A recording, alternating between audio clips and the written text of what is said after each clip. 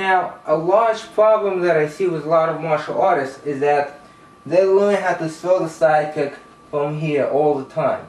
Whether it's step up side kick as it's called, step up side kick, step behind side kick, slide, whatever the technique is, they stand completely sideways to throw the side kick.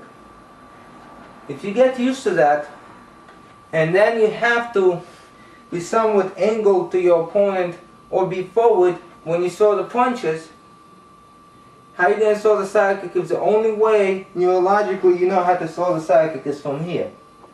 Okay, so in your mind, I either come here to throw a powerful side kick, or I come here to throw punches and maybe a front kick or something like that. Okay? So you have to learn to throw a side kick from this stance. Okay, because if you're going to go from this stance, you're going to have to either follow that side kick up with a back fist, or maybe a hammer fist. Okay, the rear leg cannot reach very well from here, from this stance. It really cannot. So the side kick needs to drop here for that rear hand to reach. Okay? However, if you're used to fighting from here, that side kick will come up, you will bring it back down here. Neurologically, it's very difficult to start from here, throw that kick, and then come here. Okay? And then start from here again. So you have to learn how to throw your kicks from the punching position.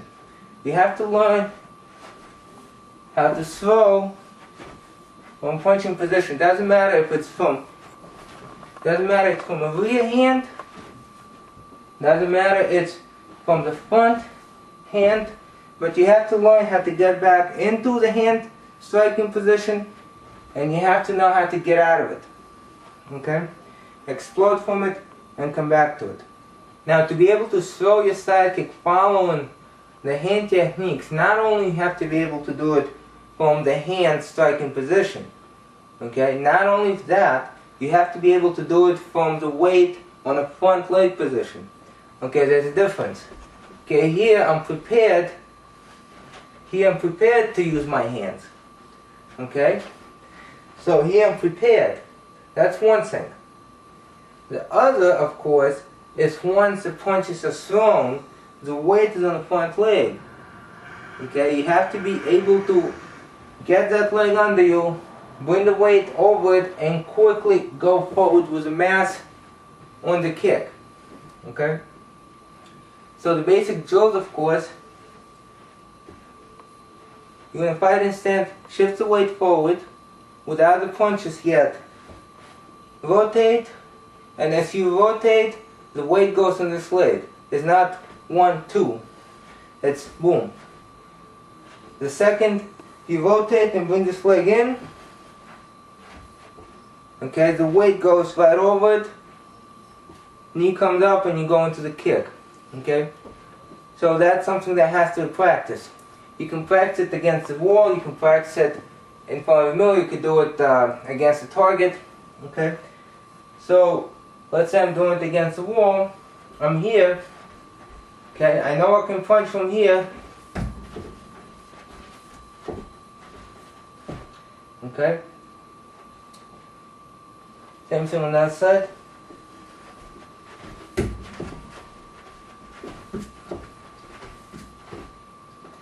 Once you can do that, you would add the punch. Rear or front hand.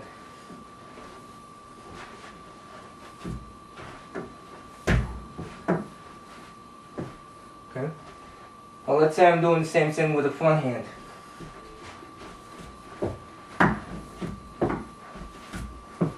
Okay? Now we can take that a step further and take a stance that obviously favors the weight on the front leg, the front stance. Okay? So here we are in front stance. Okay, and you want to be able to throw a side kick with the front leg. Okay, before you do that, you have to know where your target is. Okay? Once this leg turns here, you have to realize that the target is in this line. It's not lined up with the front leg, it's lined up with the rear hip. Okay? So here, I know that in my mind the target is right here. This is where my front leg is, this is where my target is. Okay, I don't try to strike this target. It's over.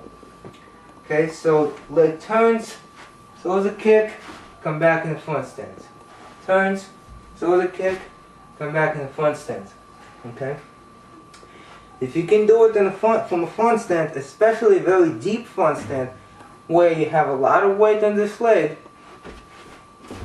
you know that you'll be able to, in sparring, during the punches with the weight is transferred forward, throw that side kick. Okay? So basically that's how you train for it. You learn to throw the side kick from a punching stance. And for people that are concerned specifically about the street situations or self-defense situations, for instance, you throw a palm strike on the street, you can go to that side kick, to the knee, and then come back.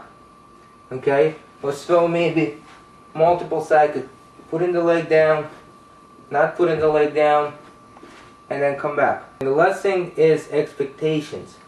Whenever you come in with a surprise technique that your opponent does not expect, once again, on the street, in a ring, you never know if someone on the street is trained or not.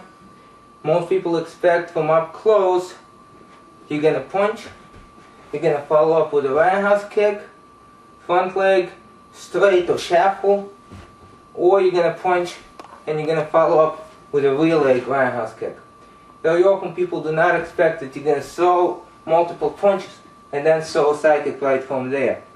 Okay, so just that, if it's not in their game plan, let's say you're in the ring, it's not in their game plan, they keep getting hit with that side kick that they don't expect, after a while, throwing a couple of punches, going like this, something's going to happen. They're going to drop their hand, they're going to move back, and that's going to give you an opportunity either to take them down or to throw another strike or to create another opening. Okay? So it's always good to be able to do something that's not usually done. Okay? Thank you for watching.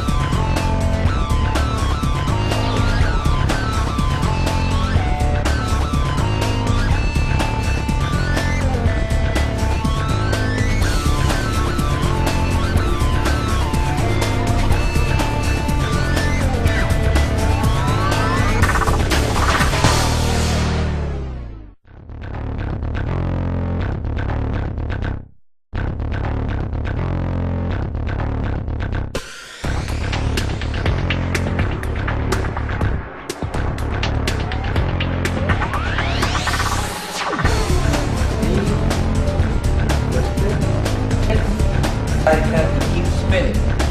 Good today. Outside. We'll go this way.